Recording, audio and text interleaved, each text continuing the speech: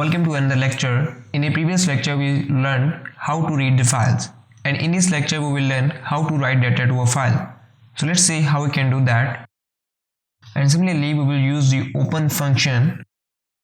Let's write the file name new file.txt, and this time we will use the w keyword because we want to write the data.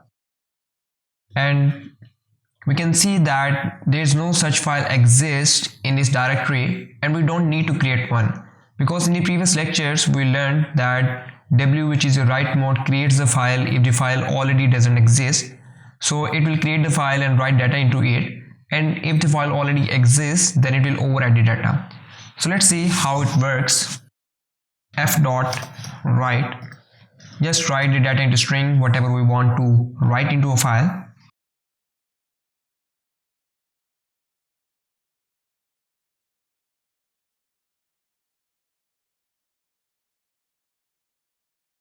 And now f.close. So let's run this program.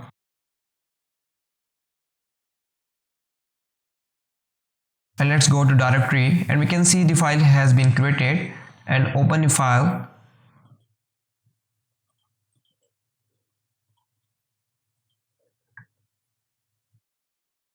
Okay, so we have added the data into the file by using the write mode. So let's write the data once again,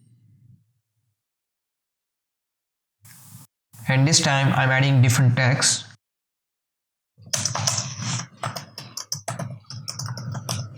Let's save the file and run this program again, and open the file. Okay, so it overwrote the file. I'm writing once again. So basically the file was already there and it didn't create the one, and then it overwrote the file. So this is how we can write and overwrite the file. In the next lecture we'll see how can we append the data into a file.